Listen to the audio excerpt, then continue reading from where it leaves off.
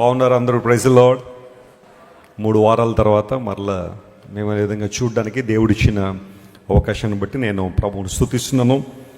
దేవుడు మా యొక్క ప్రయాణాలన్నింటిలో తోడుగా ఉండి బలపరిచి క్షేమంగా మరలా నేను ఉదయం భారతదేశం నడిపించారు.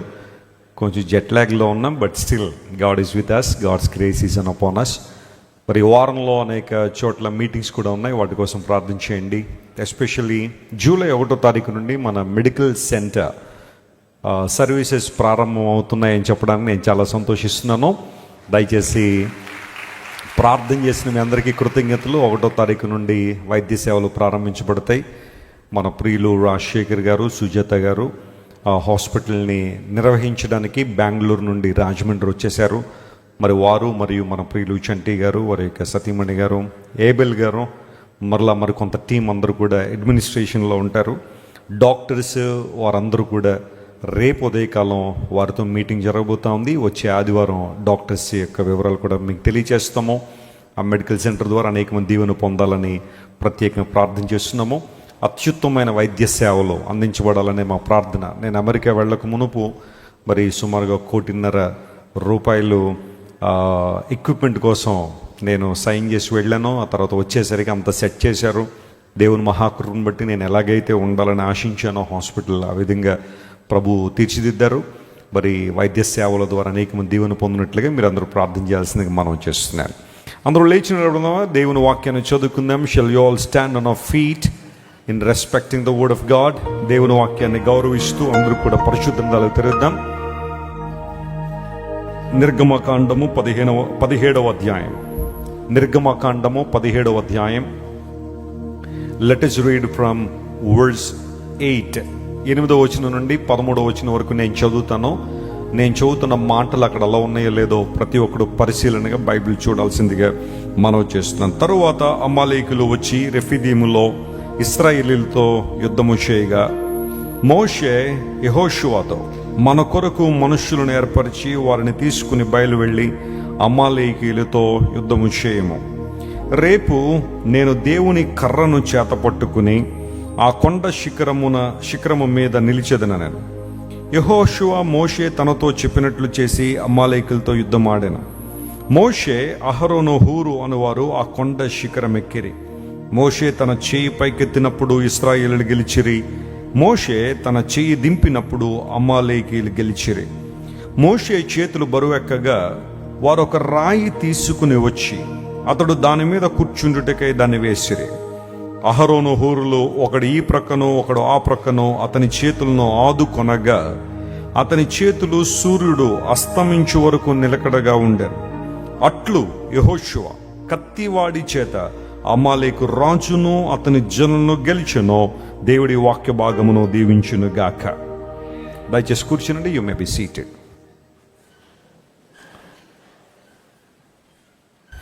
నిర్గమకాండం బైబిల్ గ్రంథంలో 2వ పుస్తకం. పెంటట్యూక్లో 2nd book ఎక్సోడస్. ఎక్సోడస్ అనే మాటకు నిర్గమము అని అర్థం. డిపార్చర్, బయటికి రావడం, బయటికి వెళ్ళడం అని అర్థం. ఇశ్రాయేలు ప్రజలు ఐగుప్తు బానిసత్వం నుండి బయటకు వచ్చిన చరిత్ర అంతా కూడా నిర్గమకాండంలో మనం చూస్తాం. ఆది కాండములో ప్రారంభము. ఆది కాండం అనే మాటకు హిబ్రూ భాషలో బెరెషిత్ అనే మాట ఉంది. బెరెషిత్ అనగా ఉత్పత్తి, బిగినింగ్ అని అర్థం. నిర్గమకాండం దగ్గరికి వచ్చేసరికి ఇశ్రాయేలు ప్రజలు ఐగుప్తు దేశంలో బానిసలుగా ఉండడం, వారందరూ కూడా దేవుని సన్నిధిలో మొర్ర పెట్టడం, దేవుడు వారి మొర్రను ఆలకించి మోషేను ఏర్పాటు చేసుకుని 40 సంవత్సరాలు మిద్యాన్ అరణ్యంలో మోషేను తర్ఫీదు చేసి ఎట్టకేలకు మోషేను హోరేబు పర్వతం దగ్గర కలుసుకుని మోషేను ఎక్విప్ చేసి దేవుడు తన ప్రజలను విడిపించారు. వారందరూ కూడా ఐగుప్తు నుండి బయటికి రావడానికి ప్రధాన కారణం పస్కా గొర్రెపిల్ల వధించబడడం. పస్కా గొర్రెపిల్లను వధించిన తర్వాత దాని రక్తాన్ని తీసుకుని వెళ్ళి ఇశ్రాయేలు ప్రజలందరూ కూడా తమ తలుపుల మీద వాటిని, ఆ రక్తాన్ని పూసుకున్నారు. మరణదూత రాత్రి ఐగుప్తులో ప్రవేశించినప్పుడు ఏ ఇంటి మీద అయితే గొర్రెపిల్ల రక్తపు ఆ గురుతును చూసిందో మరణదూత ఆ ఇంటిని సమీపింపలేదు. గొర్రెపిల్ల రక్తం లేని ప్రతి ఇంటిలో తొలిచూలు చనిపోయినట్టుగా లేఖనాల్లో మనం చూసాం. ఈరోజు మనం ఈజిప్ట్ వెళ్తే అక్కడ స్పింక్స్ అనే పిరమిడ్ ఉంటుంది. గీజా పిరమిడ్ల దగ్గర స్పింక్స్ అనే పిరమిడ్ బైబిల్లో రాయబడిన సంఘటనకు ఒక ఉదాహరణగా నిలుస్తుందని చరిత్రకారులు చెబుతారు. అయితే ఇశ్రాయేల్ బయటకు వచ్చేసిన తర్వాత, ఐగుప్తు నుండి బయటకు వచ్చిన తర్వాత వారు ప్రయాణం సాగిస్తున్నప్పుడు మనందరికీ తెలుసు, నిర్గమాకాండం 14వ అధ్యాయంలో ఎర్ర సముద్రాన్ని దేవుడు పాయలు చేసి ఇశ్రాయేల్ ప్రజలు నడిపించారు. 15వ అధ్యాయంలో మోషే ప్రభువును స్తుతించాడు. ఆ తర్వాత మిరియాము ప్రభువును స్తుతించింది. 16వ అధ్యాయంలో దేవుడు మన్నాను వారికి అనుగ్రహించిన ఆ సందర్భాన్ని మనం చూస్తాం. దేవుడు మన్నాను కురిపించినప్పుడు వారందరి ఆకలి తీరింది. God's provision was given to Israels even in the wilderness. And chapter 17కి మనం వచ్చినప్పుడు ఇశ్రాయేల్ ప్రజలు రెఫీదీం అనే ప్రాంతానికి వచ్చారు. అక్కడ నీళ్లు లేకపోతే బండల్లోంచి దేవుడు వారికి నీళ్ళు ఇచ్చాడు. ఇక్కడ దాకా బాగానే జరిగింది, అంత మంచిగానే జరుగుతున్నట్టు కనబడుతుంది. ఆల్ ఆఫ్ ఎ సడన్గా there was a group called అమాలకైట్స్.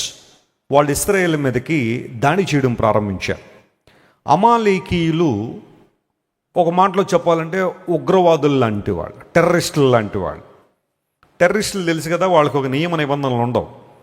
నేను చచ్చిపోయే లోపల 10 మందిని చంపేయాలి అనే ఆలోచన కలిగిన వాడే తీవ్రవాది. అలాంటి వాళ్ళు కొంతమంది ఉంటారు. మన భారతదేశంలో కూడా కొంతమంది తీవ్రవాద సంస్థలు ఆయా ప్రాంతాల్లో బాంబులు పెట్టి నేషనల్ సెక్యూరిటీని భంగం చేయాలని ప్రయత్నం చేశారు. అలాంటి వారు దొరికితే నిర్దాక్షిణ్యంగా మరణశిక్ష వేసేస్తారు. ఇక మరలా ఆలోచనలు ఉండవు. అఫ్కోర్స్ కోర్టుల చుట్టూ తిప్పుతారనుకోండి. ట్రయల్ జరిగిన తర్వాత వారు నేరం చేసినట్టు రుజువు చేయబడగానే మరణశిక్ష విధిస్తారు. టెర్రరిస్టులు ఎలాంటి వాళ్ళు అంటే, నేను చచ్చిపోతూ 10 మందిని చంపేయాలి అన్న ఆలోచన కలిగిన వారు. కొన్ని మతాలు అలాంటి తీవ్రవాద భావజాలాన్ని బాగా నూరిపోస్తాయి. అయితే ఈ అమాలేకీలు కూడా అలాంటి వాళ్ళే, తీవ్రవాదులు లాంటి వాళ్ళు. వాళ్ళు ఆల్ ఆఫ్ ఎ సడన్గా ఈ రెఫీదీము దగ్గరే ఇశ్రాయేలు ప్రజల మీద అటాక్ చేయడం ప్రారంభించారు.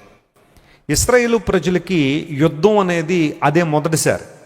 అంతకుముందు అంతా కూడా యుద్ధ బీభత్సకండ వారికి తెలియదు. ఫరో చేతిలో నలిగిపోయారు, ఫరో చేతిలో అణగార్చబడ్డారు, ఫరో చేతిలో భారాలు మోశారు. పని భారం ఎక్కువ అవడం ద్వారా వారు నలిగిపోయారు. కానీ ఈ యుద్ధం చేయడం అంటే ఏంటో వారికి తెలియలేదు. Very first time they had this experience. They had to fight against enemies. శత్రువుల మీద యుద్ధం చేయాల్సిన పరిస్థితి వచ్చింది. అమాలేకీయులు వారు ఆ ప్రాంతానికి చెందినవారు కాబట్టి, ఆ ప్రాంతంలో నివసించేవారు కాబట్టి వారికి యుద్ధం చేయడం చాలా ఈజీ. అయితే ఇశ్రాయేలు ప్రజలు వీరి సంచారకులు, ప్రయాణం చేస్తున్నారు. ఆ ప్రాంతం ఎలా ఉంటుందో తెలియదు, ఎక్కడికి వెళ్ళాలో తెలియదు.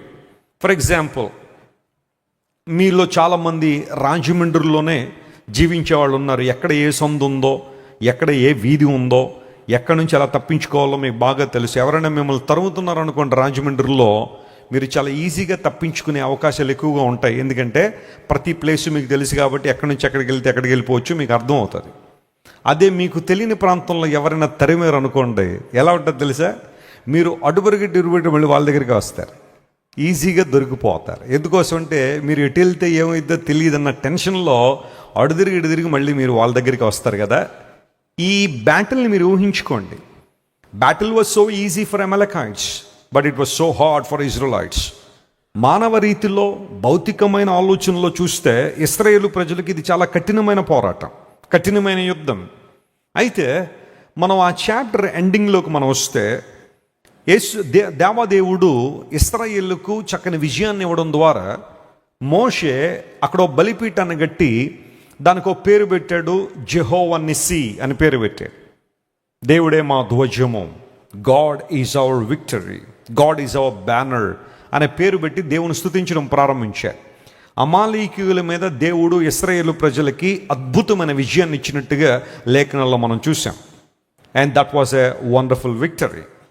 అమాలేకీయులు ఆశ్చర్యపడి ఉంటారు, వీరికి ఈ ప్రాంతం తెలియదు, సంచారకులు చాలా ఈజీగా వీరి మీద విజయం సాధిద్దాం అనుకున్నాం, వీరి దగ్గర అన్నీ కూడా దొంగిలిద్దాం అనుకున్నాం, కానీ వారు విజయం సాధించారు మన మీదని అమాలేకీయులు చాలా హర్ట్ అయి ఉండొచ్చు. ఇశ్రాయేలు ప్రజలు ఐగుప్తు నుండి బయటకు వచ్చేటప్పుడే చాలా వెల్త్తో బయటకు వచ్చారు, చాలా ఆస్తితో బయటకు వచ్చారు. 400 సంవత్సరాలు వారు దోపిడీ చేయబడ్డారు, వారు అణగగొట్టబడ్డారు, కానీ బయటకు వచ్చేటప్పుడు మాత్రం దేవుడు వారిని విస్తారమైన నిధులతో ఆశీర్వదించి, ఐగుప్తీయులే మీరు వెళ్తున్నారంట కదా మీ దేవుడిని ఆరాధించడానికి, ఇదిగో ఇవి తీసుకోండి, ఇదిగో మా ఆభరణాలు తీసుకోండి, మా దగ్గర ఉన్న ఈ బంగారం తీసుకోండి అని చెప్పి ఐగుప్తీయులే ఇశ్రాయేలును ఆశీర్వదించి పంపించారు. ఆ విధంగా దేవుడు వారు ఎన్నో సంవత్సరాలుగా కోల్పోయిన దాన్ని ఒక్క రాత్రిలో కాంపెన్సేట్ చేసి వారిని బయటికి తీసుకొచ్చాడు. ఇప్పుడు వారి దగ్గర నిధులున్నాయి, మందలున్నాయి. వీటన్నిటిని దోచుకోవడానికి అమాలేకులు వారి మీద అటాక్ చేయడం ప్రారంభించారు. గమనించండి ప్రియులారా, Christian life is a battle. We are in a battle field all the time. క్రైస్తవ జీవితం కూడా ఒక పోరాటమే. ప్రతిరోజు ఆ పోరాటంలో మనం ఉంటాం. ఎందుకు అంటే అపవాది మన మీద ఎందుకు దాడి చేస్తాడంటే మనలో ఏవో కొన్ని ఆధ్యాత్మిక విలువలు ఉన్నాయి. స్తోత్రం చెప్పండి, హల్లెలూయా. నువ్వు ఆధ్యాత్మికంగా బలంగా లేవు అంటే, రాజీ పడిపోయిన క్రైస్తవ్యాన్ని కలిగి ఉన్నావంటే నీతో పెద్ద పోరాడాల్సిన అవసరం అపవాదికి లేదు. నీవు నామకార్థ క్రైస్తవుడిగా ఉంటే నీవు పెద్ద అపవాదిని బోదర్ చేసే వ్యక్తివి కాదు. నీవు ఒక పరిసయ్యుల్లాగా, సద్దూకయ్యుల్లాగా, సున్నం కొట్టిన సమాధిలాగా పైకి చూడ్డానికి మాత్రం భక్తి కానీ లోపల ఆ శక్తిని ఆశ్రయించకపోతే అసలు నీకు ఈ యుద్ధం అనేది లేదు, ఈ పోరాటమే లేదు. పోరాటం ఎవరికి అంటే ఆత్మలో బలంగా ఉన్నవారికి, ప్రార్థనలో ఎదుగుతున్న వారికి, దేవునిలో బలంగా ఉన్నవారికే ఓ పోరాటం ఉంటుంది. అలాగే అపవాది కూడా అలాంటి పోరాటమే. నేను ఎప్పుడు చెబుతూ ఉంటాను, దొంగలు ఏ ఇంటి మీద పడాలని చూస్తారు చెప్పండి? ఏ ఇంటిలో అయితే సంపదలు ఉంటాయో ఆ ఇంటి మీదకే రావాలనుకుంటారా? ఎప్పుడైనా ఏ దొంగ అయినా ఏ ఇంటి మీదకని వచ్చి చీపురు కట్టి ఎత్తుపోవడం చూసారా మీరు? పేపర్లో ఎప్పుడైనా మీరు చూసారా? ఒక ఇంటి మీద దొంగల దాడి, 2 చీపుర్లు 4 బకెట్లు మిస్సింగ్ అని ఎప్పుడైనా చూసారా మీరు? వాటి కోసం రారు వాళ్ళు. వాళ్ళు వచ్చే దేనికోసం వస్తారు? బంగారం కోసం వస్తారు. ఒకవేళ వెండి ఉంటే వస్తారు. ఇప్పుడు వెండి కూడా బాగా పెరుగుతుంది కాబట్టి రేటు, వెండి ఆభరణాలు ఉన్నాయేమో వస్తారు, లేదా ఎలక్ట్రానిక్ గ్యాడ్జెట్స్ ఏమైనా ఉన్నాయేమో తీసుకెళ్ళిపోతామని వస్తారు తప్ప ఏ ఇంట్లో కూడా వచ్చి సూదెత్తుకుపోయినట్టు కానీ, దారపు ఉండలు తీసుకుపోయినట్టు కానీ, మిక్చర్ పొట్లను తీసుకెళ్లారు కానీ ఎక్కడైనా మీరు పేపర్లో చూస్తారా? అలాంటివి కనబడవు. దొంగలకి అవి అక్కర్లేదు. నీ దగ్గర విలువైన సంపదలు ఉంటేనే, నువ్వు ఆధ్యాత్మికంగా విలువన్నప్పుడే ఎనిమీస్ అటాక్ ఎక్కువ ఉంటుంది. జాగ్రత్త వినండి. కొన్నిసార్లు మీకు అనిపించవచ్చు, వెస్లీ గారు నాకే ఎందుకండి ఈ పోరాటం? నీకే ఎందుకు ఈ పోరాటం తెలుసా? నువ్వు ఆత్మలో ఎదుగుతున్నావు కాబట్టి. హల్లెలూయా. నాకే ఎందుకండి ఈ పోరాటం, నాకే ఎందుకండి అవమానాలు, నాకే ఎందుకండి నిందలు, నన్నే ఎందుకండి అందరూ ఆ వేలు పెట్టి చూపిస్తున్నారు, నాకే ఎందుకండి ఆత్మీయ పోరాటంలో ఇంతగా నలిగిపోతున్నానంటే ఇక్కడ శుభవార్త ఏంటో తెలుసా? నువ్వు ఎదుగుతున్నావు అని అర్థం, దేవునికి దగ్గరగా వస్తున్నావు అని అర్థం. అమాలేకీయులు ఇశ్రాయేలు మీద దండెత్తడానికి, అటాక్ చేయడానికి కారణం వారి దగ్గర ఉన్న నిధులే. అందరూ బట్టే వాటిని దొంగిలించాలని అమాలేకులు ప్రయత్నం చేశారు. But the story in this entire context is this: దేవుడు ఇశ్రాయేలు ప్రజలకు అఖండ విజయాన్నిచ్చి ఆ మొదటి విజయంలోనే ఇశ్రాయేలు ప్రజల యొక్క కాన్ఫిడెన్స్ని దేవుడు పెంచాడు. నేను అప్పుడప్పుడు చదువుతున్నప్పుడు అనుకుంటాను, ఈ యుద్ధం కనుక ఇశ్రాయేలు ఓడిపోయి ఉంటే వారి అరణ్య యాత్ర మరొకలా ఉండేది. భయంతో కొనసాగేదేమో, ఆందోళనతో కొనసాగేదేమో, ఎప్పుడు ఏమైపోద్దో తెలియని పరిస్థితుల్లో వారు వెళ్తుండేవారు. కానీ ఈ యొక్క విజయం వారికి కాన్ఫిడెన్స్ని బూస్ట్ చేసింది. Yes, my God is with us and God is fighting against our enemies. He is providing us the victory. మా బలం ద్వారా కాకుండా, మా శక్తి ద్వారా కాకుండా, దేవుడు తన కృప ద్వారా మాకు విజయం ఇస్తున్నాడనే అంశం వారికి ఎప్పుడైతే తెలిసిందో వారు సంతోషంగా ముందుకు కొనసాగారు. ప్రియ దేవుని బిడ్డలారా, మన జీవితంలో కూడా ప్రభువుని అంగీకరించిన దగ్గర నుండి ఏదో ఒక పోరాటంలో మనం ఉంటే, ఆ పోరాటాన్ని మనం జయించాలంటే ఏం చేయాలి? మీలో ఎవరైనా రోమాపత్రిక ధ్యానాంశాలు మీరు అటెండ్ అయ్యి ఉంటే, మొన్న మార్చి నెలలో నేను రోమాపత్రికలో 16 అధ్యాయాలు, రోజుకొక అధ్యాయం చొప్పున ధ్యానాంశాన్ని కొనసాగించినప్పుడు, ఒక వ్యక్తి రక్షణ పొందిన తర్వాత కూడా లోపల ఉన్న ఆత్మకు, శరీరానికి ఏం జరుగుతూ ఉంటుంది చెప్పండి? పోరాటం జరుగుతూనే ఉంటుంది. రక్షణ పొందిన తర్వాత ఇంకా ఈ పోరాటం ఎక్కువ అవుతుంది. అంతవరకు కూడా ఆత్మ లోపల చచ్చిపోయింది కాబట్టి పెద్ద పోరాటం ఏమీ లేదు. శరీరం ఎలా అనుకుంటే అలా, ఏం చేయాలనుకుంటే అది, ఎటు పోవాలంటే అటు, ఏం మాట్లాడాలనుకుంటే అది, శరీరం విచ్చలవిడిగా జీవించేసింది. కానీ ఎప్పుడైతే మన లోపల ఆత్మ బ్రతికిందో, క్రీస్తు రక్తము ద్వారా మనం కడగబడి దేవుని కృపలో మనం స్థిరపరచబడ్డామో, ఇప్పుడు ఆత్మకు శరీరానికి పోరాటం జరుగుతూ ఉంటుంది. ఆ పోరాటం అంత ఈజీ ఏం కాదు. అనేక సందర్భాల్లో మనం కూడా ఎక్స్పీరియన్స్ చేస్తాం. దేవుని మందిరానికి వెళ్ళాలి వెళ్ళాలి వెళ్ళాలని ఆత్మ నడిపిస్తూ ఉంటే శరీరం ఎప్పుడు ఏం చేస్తుంది చెప్పడం మనల్ని వెనుకకు లాగుతూనే ఉంటుంది.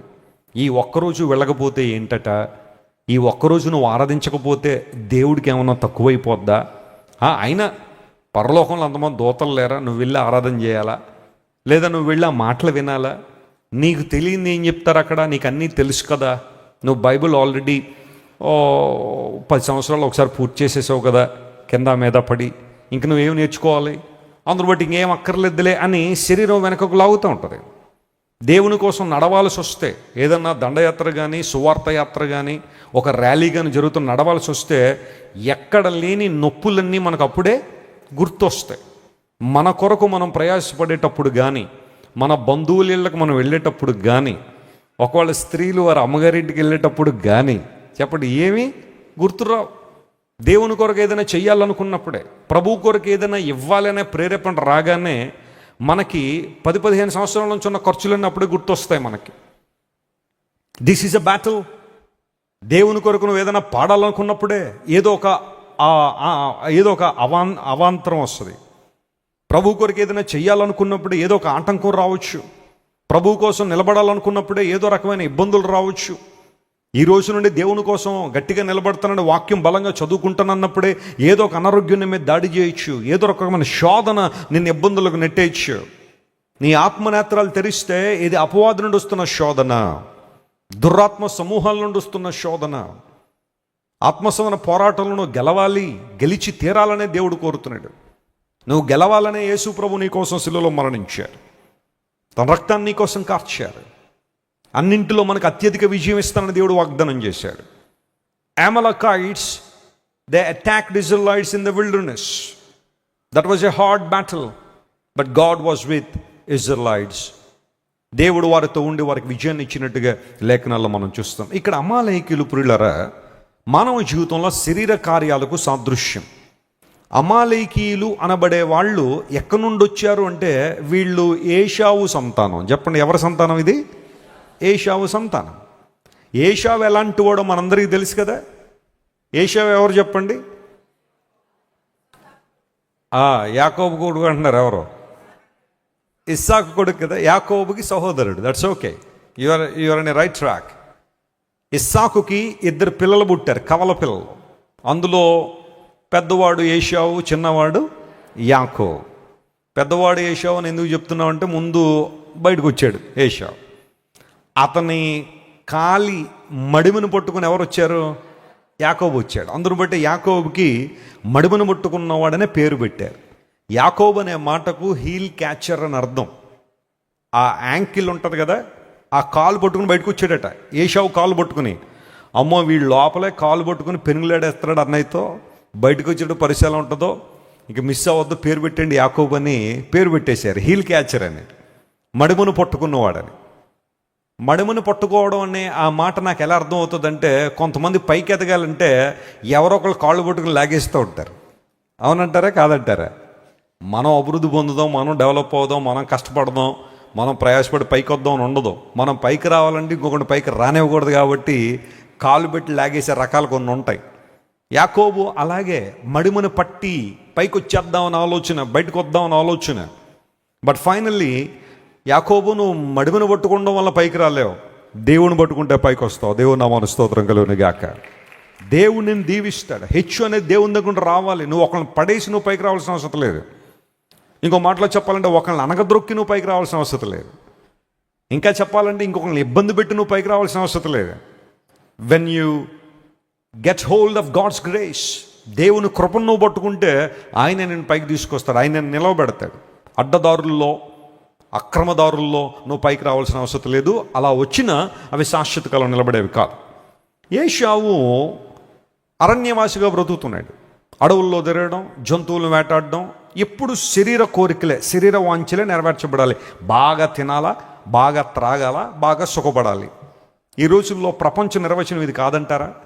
ఎవరిని అడుగుతున్నా ఇది కాదంటారా? యవనస్తులు ఎవరైనా కదపండి, బాబు ఏంటా నీ ఎయిమ్ ఏంటి, నీ అంబిషన్ ఏంటంటే ఏం లేదండి, బాగా లైఫ్లో మంచి స్థానానికి వెళ్ళి బాగా సుఖపడాలండి.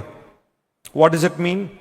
తినగాల్సిందంతా తినాలండి, మంచిగా త్రాగాల్సినవన్నీ త్రాగాల, బ్రాండ్లన్నీ చక్కగా సేవించాలా, ఆ తర్వాత ఇంక శరీర కోరికలు తీర్చుకోవడానికి ఎలా పడితే అలా ప్రవర్తించాలా. ఇదే జీవితం. తినుము త్రాగుము సుఖించుము అన్నట్టుగానే చాలామంది బ్రతుకుతున్నారు. ఏషావు అలాంటి జీవితానికి అలవాటు పడిపోయాడు. ఒక్క పూట కూటి కోసం జ్యేష్ఠత్వాన్ని ఏం చేశాడు చెప్పండి? అమ్మేశాడు. He traded his birthright for one single meal which is so attractive. యాకోబు ఎర్రని చిక్కుడుకాయల కూర వండుతున్నాడట.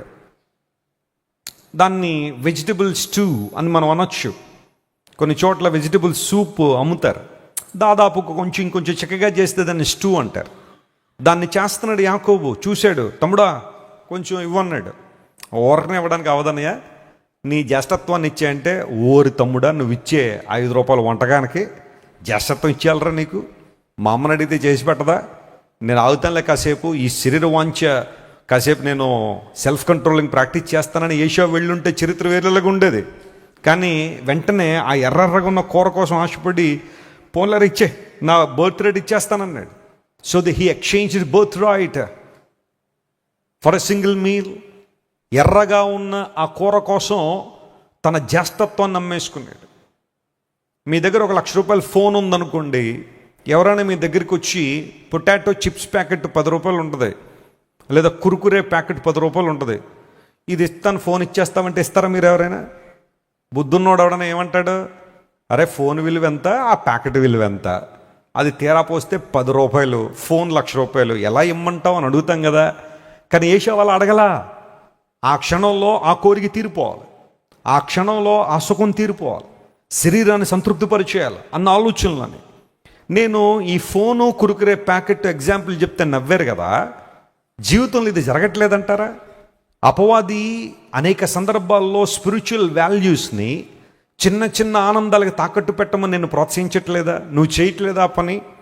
దేవుని సన్నిధిని విడిచి, ప్రార్థన విడిచి, వాక్యాన్ని విడిచి, పరిశుద్ధతను విడిచి, లోకం వెంబడి పడి నీకున్న శ్రేష్టమైన విషయాలను తాకట్టు పెట్టేసి ఏదో తాత్కాలికమైన ఆనందాలను పొందుకోవట్లేదా? ఫర్ ఎగ్జాంపుల్, ఒక పొగ త్రాగే వ్యక్తిని మీరు తీసుకోండి.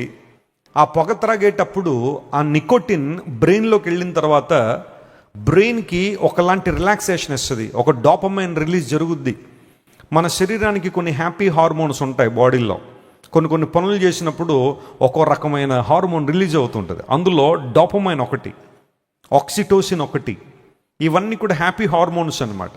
ఈ నికోటిన్ వెంటనే డోపమైన్ రిలీజ్ చేసేయడం ద్వారా నీకేదో గొప్ప ఆనందం, సంతోషం కలుగుతున్నట్టు కనబడుతుంది. కానీ ఆ ఒక్కటి మినహాయిస్తే మిగతావన్నీ కూడా నీ శరీరాన్ని పాడు చేసేవే. ఆ పొగ త్రాగడం ద్వారా లోపలికి ఆ పొగ వెళ్ళిపోవడం ద్వారా నీ లంగ్స్ పాడైపోతున్నాయి, గుండె పాడైపోతుంది, బ్లడ్ సర్క్యులేషన్ స్పీడ్ అయిపోతుంది, బీపీ వచ్చే ఛాన్సెస్ ఉంటాయి, షుగర్ వస్తుంది, హార్ట్ అటాక్ వచ్చే అవకాశాలు ఉన్నాయి. ఇన్ని అనర్థాలన్నీ కూడా దాటేసి ఆ 5 నిమిషాలు ఉంచే ఆ డోపమైన్ కోసం లేదా ఆ సుఖం కోసం పొగ త్రాగడానికి మెల్లమెల్లగా అలవాటు పడి ఈ రోజున వదిలించుకోలేని పరిస్థితులు ఎంతమంది లేరంటారు. నేను కొన్ని డీ అడిక్షన్ సెంటర్స్ విజిట్ చేస్తూ ఉంటే వాళ్ళకి ఇంకేం అక్కర్లేదు, భోజనం అక్కర్లా, నీళ్ళు అక్కర్లా, బంధాలు అక్కర్లా, వాళ్ళ అమ్మ ఎలా ఉందో అక్కర్లా, నాన్న ఎలా ఉన్నాడు అక్కర్లా, చెల్లిటి పోతుందో తెలీదు, తమ్ముడు ఎలా పోతున్నాడో తెలీదు. వాళ్ళకి కావాల్సిందల్లా ఆ సమయానికి ఆ సిగరెట్, ఆ బ్రాందీ లేదా ఆ లిక్కర్ వాళ్ళకి ఇచ్చేస్తే ఇంక అదే జీవితం అన్నట్టుగా. సార్ నాకు ఏం వద్దు సార్, ఇంక జీవితం ఏం వద్దని, నాకు ఆ టైంకి అది ఇచ్చేయండి చాలు. డ్రగ్ అడిక్షన్ మీరు తీసుకోండి. మన భారతదేశం ఈరోజు సఫర్ అవుతున్న అనేకమైన విషయాల్లో డ్రగ్స్ కూడా ఒకటి. చిన్న పిల్లలు డ్రగ్స్ పెడ్లర్స్గా ఉన్నారు, బ్యాగుల్లో డ్రగ్స్లు మోసుకుని వెళ్ళిపోతున్నారు. అనేక మంది యవన బిడ్డలు 1 రోజు లేదా 2 రోజులు మీ పిల్లలు ఇంటికి రావట్లేదంటే జాగ్రత్తగా గమనించండి, మేబీ వాళ్ళు డ్రగ్ అడిక్ట్స్ అయిపోతున్నారేమో. వాళ్ళ ఫ్రెండ్స్ ఇంట్లో 10 మంది LSD అని ఒక డ్రగ్ ఉంటుంది, అది అలా నోట్లో పెట్టుకోగానే 2 రోజులు అలా పడిపోయి ఉంటారు అంతే. ఏం చేస్తున్నారో తెలియదు. భయంకరమైన పరిస్థితి. ఒకళ్ళ మీద ఒకళ్ళు పడిపోయి ఒక రూమ్లో ఒక 20 మందిని మీరు ఊహించుకోండి. ఎవ్వరు కూడా సోయ లేకుండా ఒకళ్ళ మీద ఒకళ్ళు పడిపోయి ఉంటారు 2 రోజులు. 3వ రోజు లేచి నేను ఎక్కడున్నానో దయచేసి నన్ను ఇంటికి తీసుకెళ్ళాలన్న ఆ పరిస్థితి రావడానికి కారణం ఈ గ్రాటిఫికేషన్, బాడీని, శరీరాన్ని సుఖపెట్టాలన్న ఆలోచన. పౌలు భక్తులు ఏమన్నా తెలుసా, నేను అనేక మందికి బోధించిన తర్వాత బహుశా నేను దారి తప్పిపోతానేమో, నేను భ్రష్టుణ్ణి అయిపోతానని చెప్పి నా శరీరాన్ని ఏం చేస్తున్నాను, నేను నలగొడుతున్నాను అన్నాడు. నలగొట్టేప్పుడు నీ శరీరాన్ని అలా అని చెప్పి అతి తీవ్రంగా శరీరాన్ని హింసించామన్న ఉద్దేశం కాదు. నలగొట్టడం అంటే అర్థం ఏంటంటే నా నా జీవితంలో నా ఆత్మే నన్ను డామినేట్ చేయాలి, కానీ నా శరీరం నన్ను ఏం చేయకూడదు, డామినేట్ చేయకూడదు. అందును బట్టే కొన్ని సందర్భాల్లో మోకాళ్ళ ప్రార్థన, వారానికి ఒకసారైనా ఉపవాసం, దేవుని సాన్నిధ్యంలో కాసేపు కూర్చోవడం, పేషెన్స్. 2 గంటలు మీరు ఇలా కూర్చున్నారంటే చిన్న విషయం ఏం కాదు, కానీ you are doing your best. కారణం ఏంటో తెలుసా? శరీరాన్ని మనం నియంత్రించుకోవాలి. ఏది పడితే అది పెట్టేయడం, శరీరానికి ఏది కావాలంటే అది ఇచ్చేయడం చేసినప్పుడు శరీరం సుఖానికి సౌఖ్యానికి అలవాటు పడిపోయి ఆధ్యాత్మిక నియమాలను వదిలేస్తుంది. అందును బట్టి అమాలేకులు శరీర కార్యాలకు సాదృశ్యంగా ఉన్నారు. There is a constant attack of enemy in our lifes. మన శరీరము నెరవేర్చుకునే ఆశలు, ఒకవేళ అది ఏ రూపంలోనే కావచ్చు, ఏదో రకమైన, ఒక్కొక్కరికి ఒక్కొక్కలాంటి ఇంట్రెస్ట్, ఒక్కొక్కరికి ఒక్కొక్కలాంటి డిజైర్. నేను ఇందాక చెప్పినట్టు కొంతమంది పొగ త్రాగడం కావచ్చు ఒక ఎడిక్షన్, మరి కొంతమందికి ఒక ఒక ఒక టీవీ ఎడిక్షన్ కావచ్చు, ఒక సీరియల్ ఎడిక్షన్ కావచ్చు, ఒక సినిమాల ఎడిక్షన్ కావచ్చు, షికార్ల ఎడిక్షన్ కావచ్చు, లేదా పోర్నోగ్రఫీ ఎడిక్షన్ కావచ్చు. ఫోనుల్లో చూడకూడని చూసి గూగుల్లో హిస్టరీ డిలీట్ చేసేస్తారు. ఇక్కడ హిస్టరీ డిలీట్ చేసావు కానీ అక్కడ చేయగలవా? దేవుని దగ్గర హిస్టరీ డిలీట్ చేయగలవా? చేయలేవు కదా. పోర్నోగ్రఫీ ఒకవేళ బహుశా నీకు ఒక ఒక ఒక డిజైర్గా ఉండుండొచ్చు, లేదా ఒక సెక్స్టింగ్, ఎవరితోనో ఒక ఆపోజిట్ జెండర్తో మాట్లాడకూడని మాటలు, అవధులు దాటేసి మాటలు, చర్చించుకోకూడని విషయాల వరకు వెళ్ళిపోయి వాటిల్లో ఒకలాంటి ఆనందాన్ని పొందడం, దాన్ని సెక్స్టింగ్ అంటారు. బౌండరీస్ దాటేసి. చాలా జాగ్రత్త సుమా. ఈ రోజున చాలామంది తెలియక ఎవరెవరు ఫోన్లో ఎక్కడో గ్రూపుల్లో తీసేసుకోవడం, ఆ తర్వాత చాటింగ్లు స్టార్ట్ చేయడం. 18 సంవత్సరాల్లో పిల్లల్ని ఏ రూపంలో ఎవరు ఇబ్బంది పెట్టినా పోక్సో అని ఒక చట్టం భారతదేశంలో ఉంది. Very powerful act. ఒక్కసారి దాని మీద కేసు బుక్ అయిందంటే మళ్ళీ బయటకు వచ్చే అవకాశాలు ఉండవు.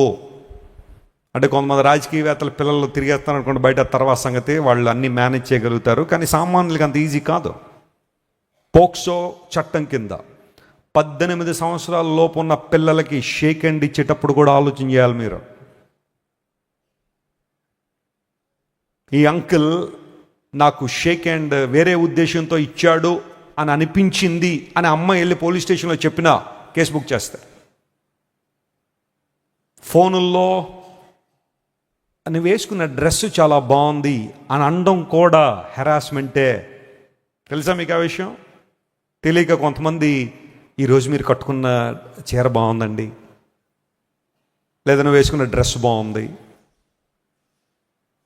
నీ చెప్పులు బాగున్నాయి, భోజనం చేసావా, ఇలాంటివన్నీ నీ కుటుంబ సభ్యులైతే అడుగు పర్వాలేదు. బయట వాళ్ళని వేరే ఉద్దేశాలతో నువ్వు అడుగుతున్నావంటే అవి ఇబ్బందులు పెట్టే పరిస్థితులు ఉంటాయి. జాగ్రత్తగా ఉండాలి, చాలా జాగ్రత్తగా ఉండాలి.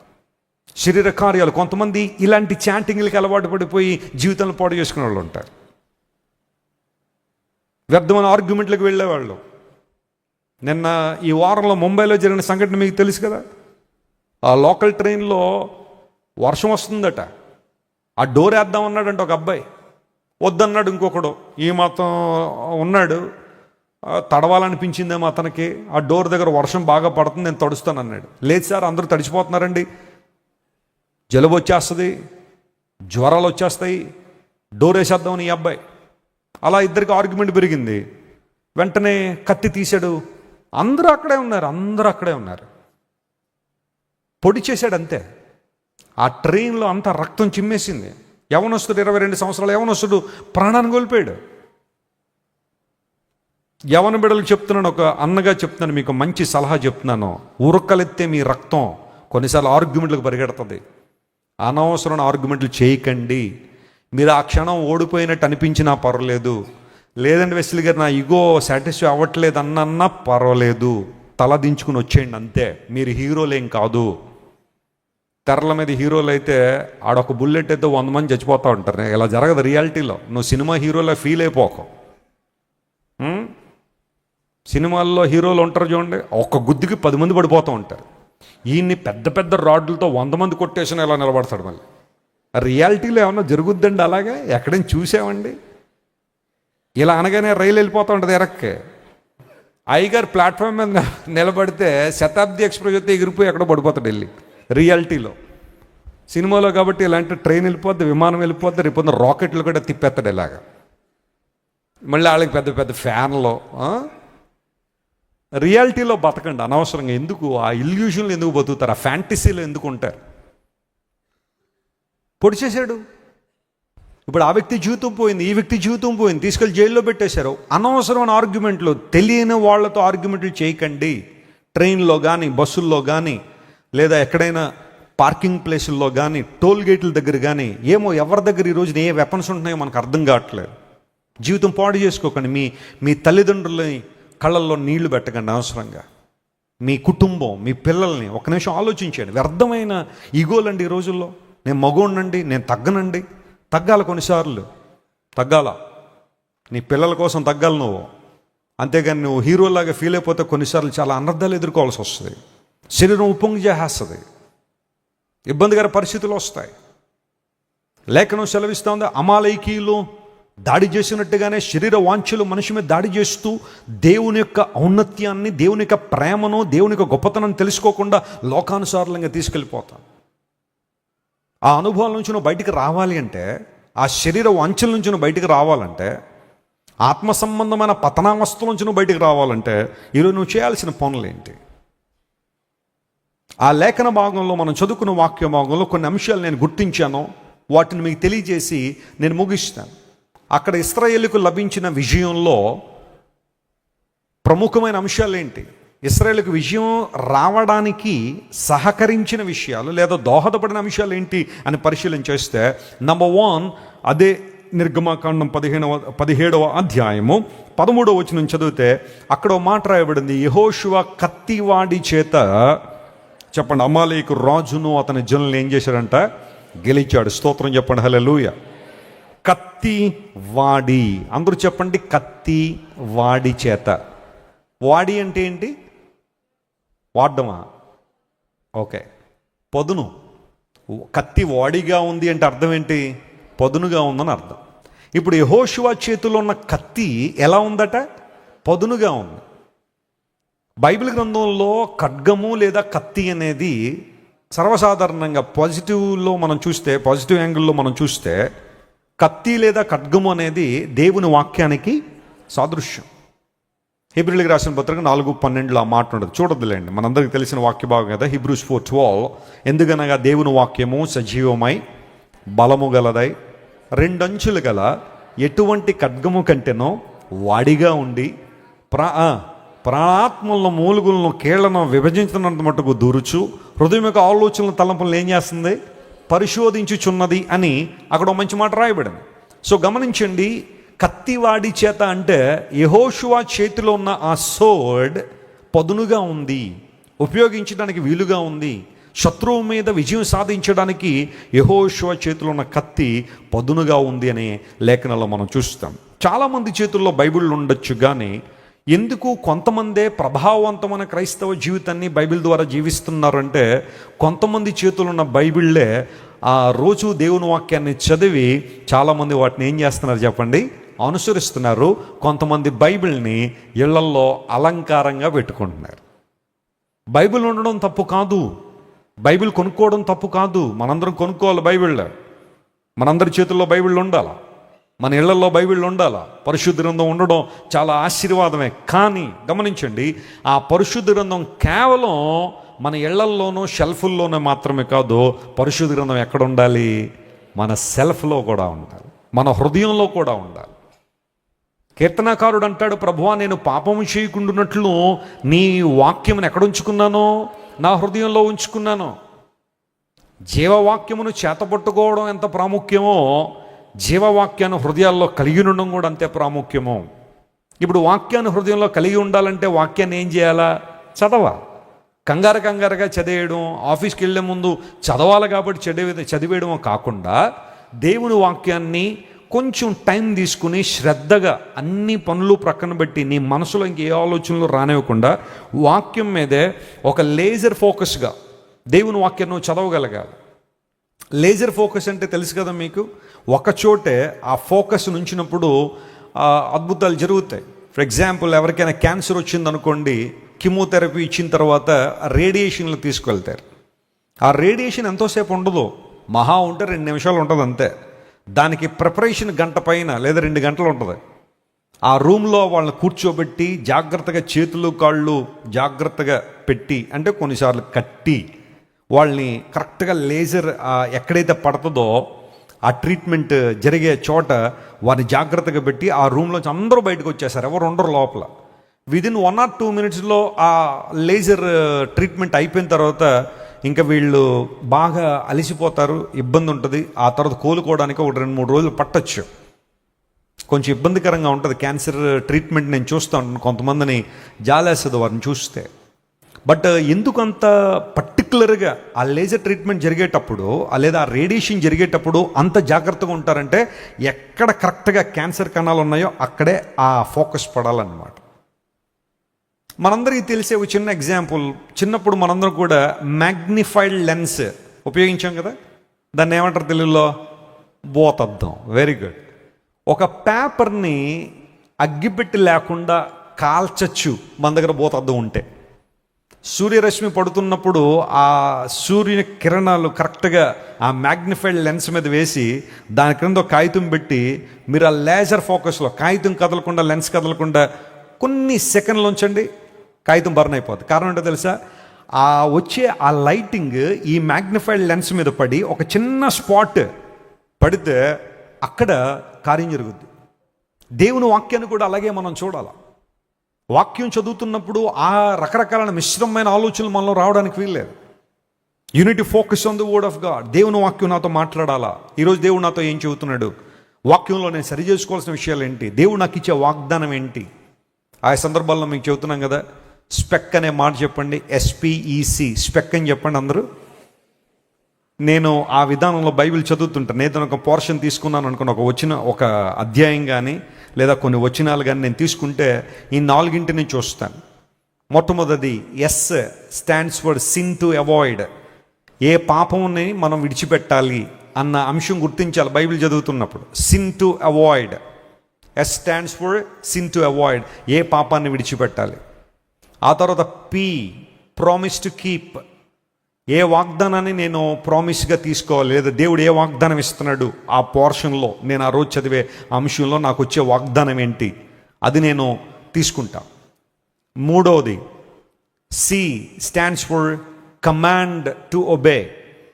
నేను ఏ ఆజ్ఞను పాటించాలా, దేవుడు నాకు ఏ మాట చెబుతున్నాడు ఆ మాట నేను అనుసరించాలి. ఓకే. నాలుగవది ఎగ్జాంపుల్ టు ఫాలో. నేను ఏ మాదిరి తీసుకోవాలి. ఫర్ ఎగ్జాంపుల్, మీరు చదువుతున్న లేఖన భాగంలో అబ్రహాం కనబడ్డాడు అనుకోండి, అబ్రహాంలో మీరు ఏ ఎగ్జాంపుల్ తీసుకుంటారు, మోషేలో మీరు ఏ ఎగ్జాంపుల్ తీసుకుంటారు, లేకపోతే దావీదులో మీరు ఏ ఎగ్జాంపుల్ తీసుకుంటారు. స్పెక్ అనే వర్డ్, బైబిల్ ఎవరైతే రోజు చదువుతున్నారో ఈ విధానంలో బైబిల్ చదవండి, మీకు చాలా బాగుంటుంది, బోరింగ్గా ఉండదు బైబిల్ చదివేటప్పుడు. మీరు ఏదో ఒక అధ్యాయం తెరిచి కావా, ఇప్పుడు వంట చేసే ముందు లేకపోతే ప్రయాణం చేసే ముందు బైబిల్ చదివేద్దామని చెప్పి చదివి వెళ్ళిపోవడం ద్వారా ఏ విధంగా ఉపయోగం లేదు. మీరు బైబిల్ చదవాలంటే చాలా చక్కగా ఒక చోట కూర్చుని ఈ 4 విషయాలు గుర్తించండి. Sin to avoid, command to follow, promise to keep, command to follow, and example to take. Command to obey. దేవుడు మనకిచ్చిన ఆజ్ఞ ఏంటి, ప్రామిస్ ఏంటి, ఏ పాపాన్ని మనం జయించాలి, ఏ ఎగ్జాంపుల్ తీసుకెళ్ళి 4 విషయాలు మీరు చదివితే చాలా బాగుంటుంది వాక్యం. యేసు ప్రభువు వారు బాప్తిసం తీసుకున్న తర్వాత యోర్దన్ నదిలో బయటికి రాగానే శోధకుడు, అందరూ చెప్పండి శోధకుడు. అపవాదికి మరొక పేరు బైబిల్లో ఉంది, శోధకుడని. He is a tempter. యేసు ప్రభుని శోధించడం ప్రారంభించాడు. I wonder many times if Jesus had to be tempted. యేసు ప్రభువు కూడా శోధించబడతారా? ఎస్. ఆయన శరీరంలో ఉన్నాడు కాబట్టి శోధన ఎదుర్కోవాల్సి వచ్చింది. శోధన అనివార్యం. Temptation is inevitable. Tempted started tempting Jesus by asking him to turn the stones into bread. నువ్వు దేవుని కుమారుడు అయితే రాళ్ళు రొట్టెలుగునట్లుగా ఆజ్ఞాపించు. యేసు ప్రభువారు ఏమన్నారు? నేను చేయలేను అనుకున్నావా, నాకు చేత కాదనుకున్నావా, నేను ఇప్పుడే చేసి చూపిస్తాను అన్నాడు ఆయన. ప్రభువారు చెప్పిన మాట, మనుషుడు రొట్టె వల్ల మాత్రం కాదు, దేవుని నోట నుండి వచ్చే ప్రతి మాట వలన జీవిస్తాడు. వాక్యంతో అపవాదిని జయించారు, వాక్యముతో శోధన జయించారు. చాలాసార్లు శోధన వచ్చినప్పుడు నీ సొంత మాటలు వాడక, అక్కడ నీ సొంత మాటలు ఉపయోగించొద్దు, సొంత జ్ఞానాన్ని తీసుకురావద్దు, అక్కడ వాక్య జ్ఞానాన్ని తీసుకురావాలి, వాక్యాన్ని పలకాల, దేవుని వాక్యం ద్వారానే. ఏ రకమైన శోధన అయినా సరే, you have to claim God's promise over that situation. నీ సర్కమ్స్టాన్సెస్లో మార్పు రావాలంటే ప్రొనౌన్స్ గాడ్స్ వర్డ్, దేవుని వాక్యాన్ని ప్రకటించు. ఎవరైనా అనారోగ్యంతో ఉన్నారు, ప్రార్థన చేస్తుంటే చేయండి ప్రార్థన, మీరు ఎంతసేపు అన్నా చేయండి, కానీ అందులో ఒక 2 రిఫరెన్స్లు అయినా బైబిల్లోంచి కోట్ చేయండి. మీరు ఎప్పుడైనా నా ప్రార్థన వింటే I quote lot of references in my prayer. I love to do it. ఏదో నోటుకు వచ్చినట్టు ప్రార్థన చేసేయడం కాదు, అట్లీస్ట్ ఒక 2 వచనాలైనా ఆ సందర్భానికి అనుగుణంగా మనం కోట్ చేసి ప్రార్థన చేయాలి. లేఖనాలను ఉదహరించాలి, లేఖనాల ప్రకారం మనం ప్రార్థన చేయాలి. అప్పుడు అద్భుతాలు జరుగుతాయి. యేసు ప్రభు లేఖనాలను ఉపయోగించారు. మనుషుడు రొట్టె వల్ల మాత్రం కాదు, దేవుని నోటి నుండి వచ్చే ప్రతి మాట వలన జీవిస్తాడు. శరీరాశ, నేత్రాశ, జీవపు డంబం. హవ్వ దగ్గరికి అవే తీసుకెళ్ళాడు, హవ్వ పడిపోయింది. ఆకాన్ దగ్గరికి అవే తీసుకెళ్ళాడు, ఆకాన్ పడిపోయాడు. దావీదు దగ్గర తీసుకెళ్ళాడు, దావీదు పడిపోయాడు. యేసు బ్రదర్ తీసుకొచ్చాడు, యేసయ్య పడిపోలేదు, నిలబడ్డాడు. నిలబడే అవకాశం ఉందని మనందరికీ మాదిరి ఉంచాడు. దేవుని నామమున స్తోత్రం కలుగును గాక.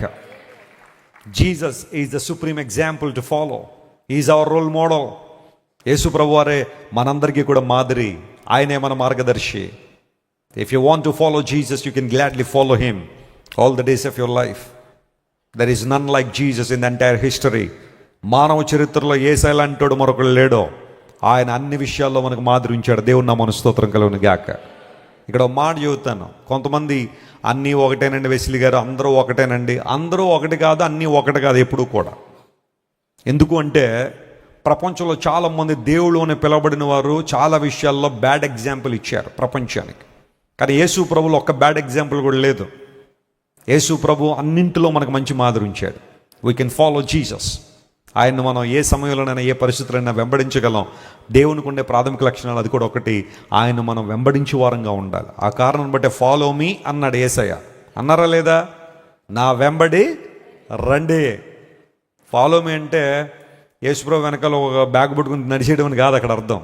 మన జీవితంలో ప్రతిరోజు యేసు క్రీస్తు ప్రభువును అనుసరించడం, ఆయన బోధనలు అనుసరించడం, ఆయన లైఫ్ స్టైల్ను అనుసరించడం, అది గొప్ప భాగ్యం దేవుడు మనకిచ్చాడు. సో యెహోషువ కత్తివాడి చేత అమాలేకు రాజుని ఏం చేశాడు చెప్పండి? జయించాడు. ఇప్పుడు నీ వాక్యానికి పదునుందా? దేవుని వాక్యానికి పదును పెడుతున్నావా? వాక్యాన్ని రోజు చదువుతున్నావా? వాక్య ప్రకారం జీవించే అనుభవం నీలో ఉందా? వాక్యాన్ని నువ్వు ప్రేమించకపోతే అబద్ధ బోధలు నీ జీవితాన్ని పాడు చేస్తాయి. ఈరోజు ఎన్నో అబద్ధ బోధలు అనేక మందిని కబళించేశాయి, ఇబ్బందులు పాలు చేశాయి, సత్యం నుండి దూరం అయిపోతున్నారు.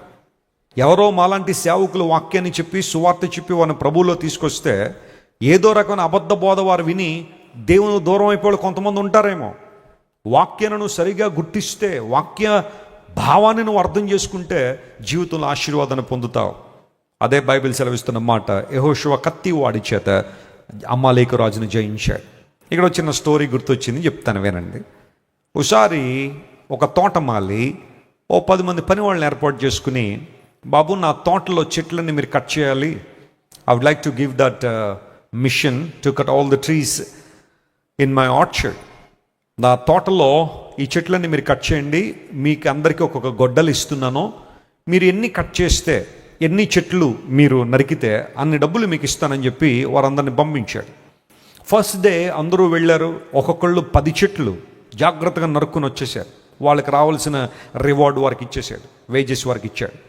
నెక్స్ట్ డే అందరూ 9 చెట్లు పట్టుకొచ్చారు, ఒక ఆయన మాత్రం 10 చెట్లు పట్టుకొచ్చాడు. ఆ తర్వాత రోజు అందరూ 8 పట్టుకొస్తే ఒక ఆయన 10 పట్టుకొచ్చేసాడు. ఆ తర్వాత రోజు అందరూ 7 పట్టుకొచ్చారు, 6 పట్టుకొచ్చారు, 5 పట్టుకొచ్చారు, 4 పట్టుకొచ్చారు, 3 వచ్చారు. కానీ ఒకడు మాత్రం ఆ 10 తెచ్చేస్తున్నాడు. రోజు కూడా చాలా ఎక్కువ రివార్డు పొందుకుని వెళ్తున్నాడు. వీళ్ళందరూ అడిగారు, what makes the difference between you and us? నీకు మాకున్న వ్యత్యాసం ఏంటి? Same time you are working, same field we are working, with the same axe we are working. అదే గొడ్డలి, అదే పొలం, అదే తోట, అదే సమయం, అందరూ వర్క్ చేస్తున్నాం. Why you are getting better results than us? మాకన్నా ఎందుకు నువ్వు శ్రేష్టమైన రిజల్ట్స్ తీసుకొస్తున్నావు అని అడిగితే ఆయన ఏమన్నాడు తెలుసా? నేను ప్రతిరోజు ఈ చెట్లు నరకడానికి వెళ్ళేటప్పుడు నా గొడ్డల్ని ఒక అరగంట సమయం ఏం చేస్తున్నాను, దీన్ని పదును పెడుతున్నాను, అంతే. ఇంకా అంతకుమించి డిఫరెన్స్ ఏమీ లేదు. You are applying the same strength, I'm doing the same. You are working on same time, I am also working the same time. But what makes difference between you and me? I am sharpening my axe every in the morning. I am taking some time for that. ఆ 30 నిమిషాల సమయం వృధా అయిపోతుందని మీరు అనుకున్నారు, కానీ అది వృధా కాట్ల బెటర్ రిజల్ట్స్ నాకు ఏం చేస్తుంది, తీసుకొస్తుంది. Start your day with prayer. Start with your day with the scripture reading. Start your day by pondering the promises of God in the Bible. And you will see better results in your life. దేవుని వాక్యంతో నీ జీవితం ప్రారంభిస్తే, వాక్యంతో నీ జీవితాన్ని ప్రారంభిస్తే, దేవుని వాగ్దానాలు ధ్యానం చేయడంలో నీ జీవితాన్ని ప్రారంభిస్తే ఖచ్చితంగా నీ జీవితంలో బెటర్ రిజల్ట్ చూస్తావు. I would like to advise all students here.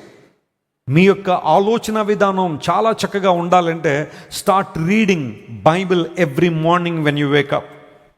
దేవుని వాక్యం మీ మైండ్ని రిఫ్రెష్ చేస్తుంది. కంప్యూటర్లో F5 ఉంటుంది, ఫంక్షన్ కీ 5 ఉంటుంది. దాని పర్పస్ ఏంటి చెప్పండి? F5 ఎప్పుడు కొడతాం? రిఫ్రెష్ కోసం. కంప్యూటర్ ఉపయోగించి కొంచెం స్లో చేసి మొరాయిస్తుంది అనుకోండి, కొట్టో ఒకసారి F5, కంప్యూటర్ ఏమైపోద్ది? Refresh. The word of God refreshes your mind, refreshes your soul.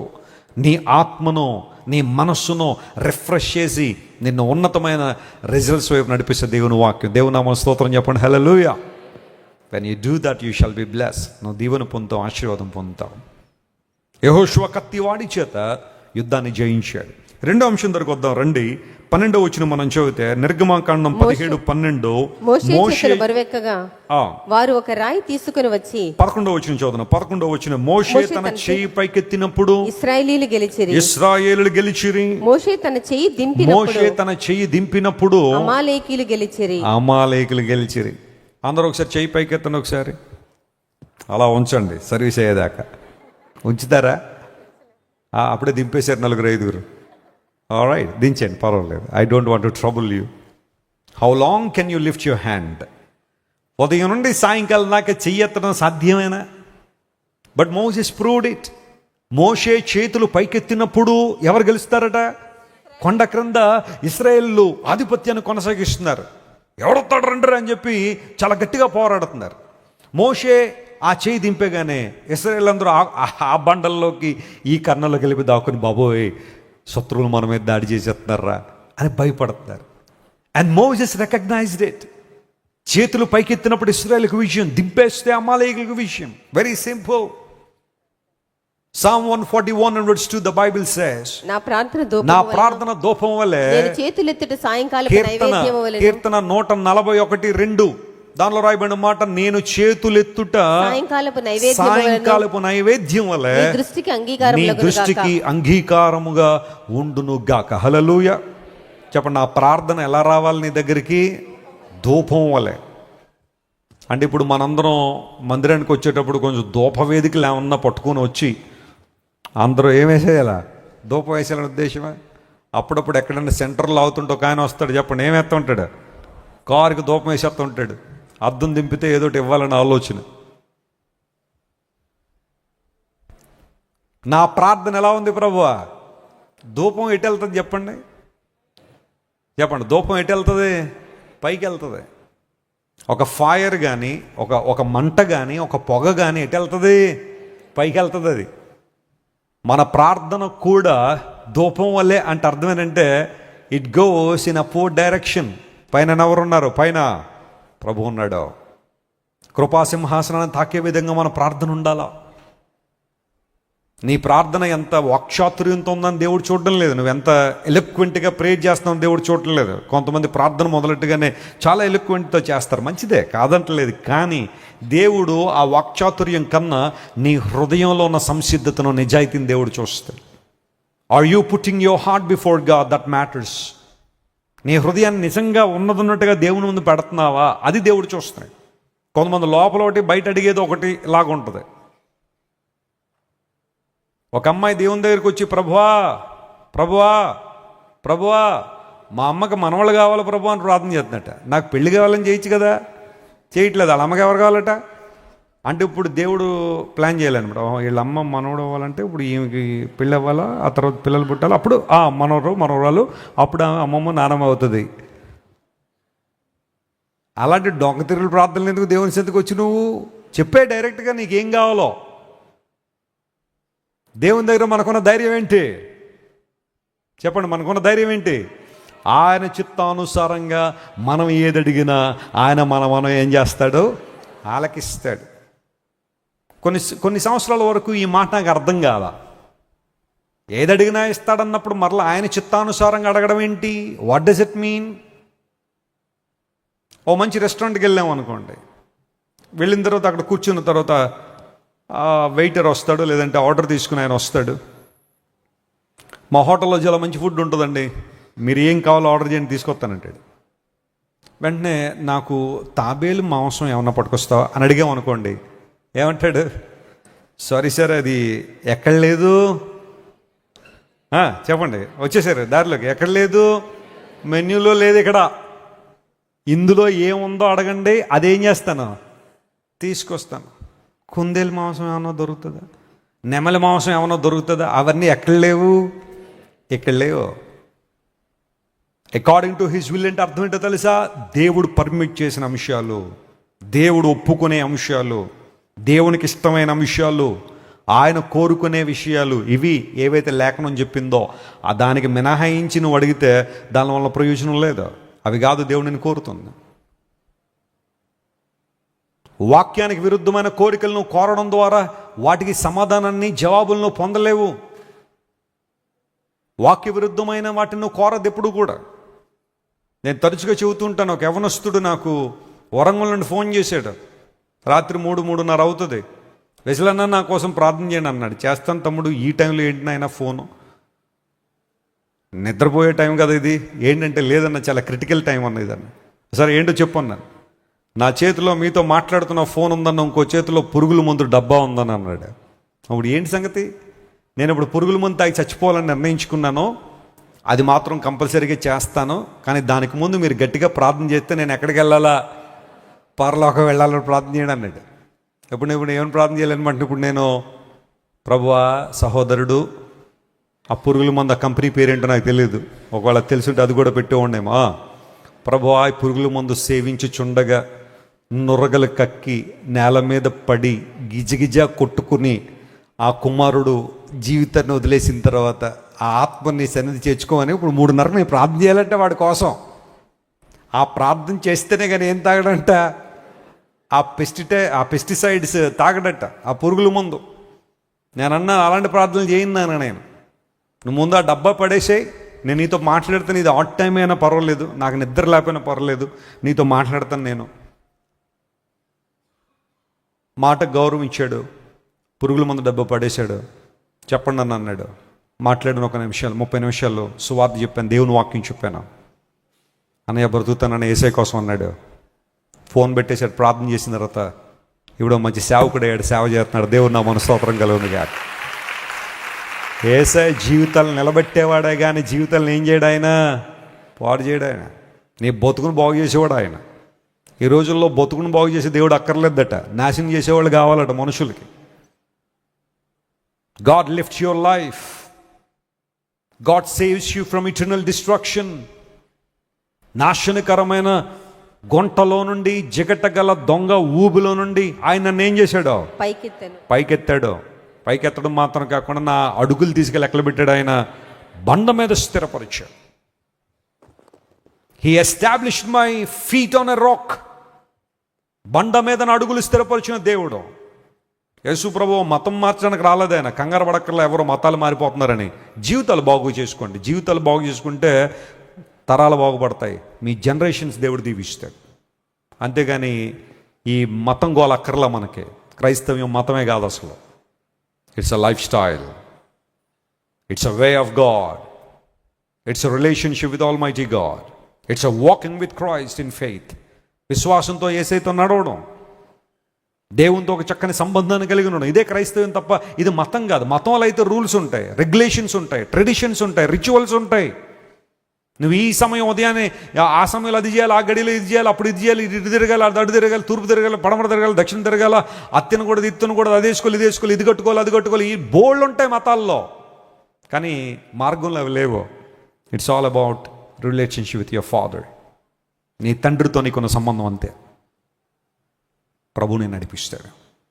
మోషే చేతులు పైకెత్తుతున్నప్పుడు ఇశ్రాయేలుకు ప్రజల విషయం, lifting our hands is nothing but praying in God's presence. చేతులు ఎత్తడం అంటే దేవుని సన్నిధికి సంపూర్ణంగా మనం సమర్పించేసుకోవడం. హ్యాండ్స్ అప్ అంటారు కదా, చెప్పండి ఏమంటారు? Hands up. పోలీసు ఆయన తుపాకీ పట్టుకుని హ్యాండ్స్ అప్ అన్నాడు అనుకోండి, ఎందుకు సార్ అంటే బుల్లెట్ దిగిపోవాలి. అందును బట్టి అది దిగకముందే ఏం చేయాలా? చేతులు ఎత్తేయాలి పైకి. అప్పుడు ఆయన కూల్గా మాట్లాడతాడు. హ్యాండ్స్ అప్ అంటే ఐఎమ్ గివింగ్ అప్, ఇంక నా దగ్గర ఏమీ లేదు, ఐ సరెండర్, నేను లొంగిపోతున్నాను మీకు. చేతులు ఎత్తడం అనేది complete surrenderence, submission, praying in the presence of God and say Lord you are everything to me. It's not by might, not by power, but by your spirit. నా బలం, నా శక్తి కాదు నాయనా, నీ ఆత్మ ద్వారానే ఏదైనా సాధ్యం, ఏదైనా జరగాలి. అలాంటి ప్రార్థనలో మనం ఎదగాలి. దేవుని సన్నిధిలోకి మనం వచ్చి ఎబ్బేజు వలె మనం ఏం చేయాలి చెప్పండి? ప్రార్థన చేయాలి. ఎబ్బేజు ఏమని ప్రార్థన చేశాడు? లార్డ్ బ్లెస్ మీ, నన్ను ఏం చేయ ప్రభువా, దీవించి, నా మీదకి ఏం రాకూడదు, కీడు రాకూడదు, నా సరిహద్దు నువ్వేం చేయ ప్రభువా, విశాలపరచు, కీడు నుండి నన్ను ఏం చేయి, తప్పించు. What a wonderful prayer. We have to pray like Jabez. When we come to the house of God, pray like David. దావీదులా ప్రార్థన చేయి, ప్రభువా శుద్ధ హృదయాన్ని నాకు దయచే ప్రభువా, హిమము కంటే తెల్లగా నన్ను ఏం చేసే, కడిగే ప్రభువా. What a beautiful prayer. దావీదులా ప్రార్థన చేయడం. దానియేలు వలె ప్రార్థన చేస్తే సింహాల బోన్లో వేసేస్తామని ఆజ్ఞ జారీ చేయబడిందనే విషయం తెలియకపోతే తర్వాత సంగతే, తెలిసి కూడా యెరూషలేము వైపు కిటికీ తెరిచి దైవజనుడు ధైర్యంతో ప్రార్థన చేశాడు.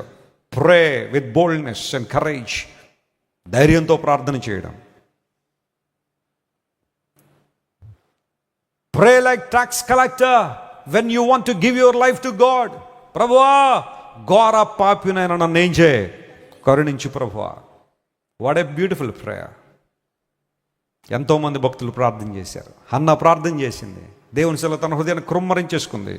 అయ్యా నన్ను జ్ఞాపకం చేసుకో, ఒక్క కుమారుడు నాకు ఇస్తే ఆ కుమారుని నీకు ఇచ్చేస్తాను ఆయన. ప్రేయింగ్ విత్ కమిట్మెంట్, తీర్మానంతో ప్రార్థన చేయడం. ఎప్పుడైనా చేసావా? అదేదో దేవుని బ్రైబ్ ఇవ్వడం కాదు, లంచం ఇవ్వడం కాదు. కమిట్మెంట్ అంతే. ప్రభువా ఈ విషయంలో నాకు నువ్వు ద్వారాలు తెరిస్తే నేను నీకోసం ఇలా నిలబడతా, నీకోసం ఇది చేస్తా. చేయాలా ప్రార్థన చేయి, దేవుడు మేలు చేస్తాడు. ఉద్యోగం కోసం చాలామంది ఇక్కడ ప్రార్థన చేస్తున్నారా? చేయని ప్రార్థన. ప్రభువా మా చేతులు నింపండి ఆయన, నీ పరిచయం ప్రోత్సహిస్తాం ప్రభువా. సువార్త సభలు జరిగిస్తాం ఆయన, మందిరాల నిర్మాణంలో సహకరిస్తాం. చేయి, ప్రార్థన చేయి, దేవుడు నీ ప్రార్థన వింటాడు, గొప్ప కార్యాలు చేస్తారు ఆయన. ఆయనకి ఏదో తక్కువైందని కాదు మనం చేసేది, కానీ it's all about our commitment, మన నిబద్ధత దేవుని సన్నిధిలో. బ్లెస్సీ వెస్లీ గారు ఇండియాలో జాబ్ చేస్తున్నప్పుడు, ఆమె బీటెక్ చదువుతున్నప్పుడే ఫైనల్ ఇయర్లో ఉండగానే క్యాంపస్ సెలక్షన్లో ఆమెకు జాబ్ వచ్చేసింది. ఇంకా చదువు పూర్తి చేయగానే జాయిన్ అయిపోవడమే. సరే ఇంజనీరింగ్ పూర్తి చేసేసింది. జాబ్ వచ్చిన తర్వాత ఇండియాలో TCSలో జాబ్. అప్పుడు ఒక 50,000 రూపాయలు ఎంతో salary. And she started giving to God. దేవునికి ఇవ్వడం, దేవుని సేవకులకి ఇవ్వడం.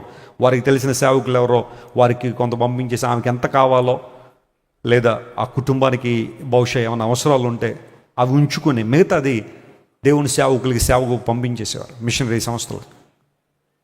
One day she started praying, దేవా నాకు ఇవ్వబడిన ఈ ధనంలో కొంతవరకు నేను చేయగలుగుతున్నాను. If you can open a great door for me, I would like to send more for your service. తనకు ముందు చాలామంది ఎలిజిబుల్ పీపుల్ ఉన్నప్పటికీ కూడా, ప్రొఫెషనల్స్ ఉన్నప్పటికీ కూడా, వాళ్ళందరినీ ప్రక్కన పెట్టి వాళ్ళ మేనేజర్ బ్లెస్సీ గారిని పిలిచి, అమ్మ అమెరికా వెళ్తావా, నీకు ఇన్విటేషన్ తెప్పిస్తాం, అక్కడ క్లయింట్తో వర్క్ చేయాల్సి ఉంటుంది, అండ్ నువ్వు చాలా చక్కగా పనిచేస్తున్నావు, నిబద్ధతతో పనిచేస్తున్నావు, ప్రతిరోజు టైంకి వస్తున్నావు, అప్పగించిన పని ఏ విధంగా సాకులు లేకుండా కరెక్ట్గా టైంకి ముగిస్తున్నావు. We want to send you to America. ఇంటికి వచ్చి ప్రార్థన చేసుకుని ఓకే సార్, ఇన్విటేషన్ రావడం, వీసాకి వెళ్ళడం, వీసా అప్రూవ్ అయిపోవడం, విదిన్ 1 monthలోనే టికెట్ కొనేశారు వాళ్ళు. స్విస్ ఎయిర్లైన్స్లో అమెరికా వెళ్ళిపోయింది. వెళ్ళగానే 1-2 నెలల్లోనే ఆమె అకౌంట్లోనికి సుమారుగా ఫస్ట్ 3 లక్షలు, తర్వాత 4 లక్షలు నెలకి శాలరీ పడిపోతూ ఉంటే తాను చేసిన ప్రార్థన ఉంది చూసారా, గుర్తొచ్చింది. 50,000 ఉన్నప్పుడు తను ఎంతైతే ఖర్చు పెట్టుకుని మిగతా సమయం, మిగతా ధనం దేవుని సేవకు పంపించిందో, ఇప్పుడు అంత విస్తారమైన వనరులు దేవుడు ఇవ్వడం ప్రారంభించాక అదే లైఫ్ స్టైల్, అదే తనకు కావాల్సిన ఎంతైతే అమౌంట్ ఉందో ఉంచుకుని మిగతా అంతా కూడా దేవుని సేవలు పంపించాడు, ప్రభు పరిచయలో వాడ్డా.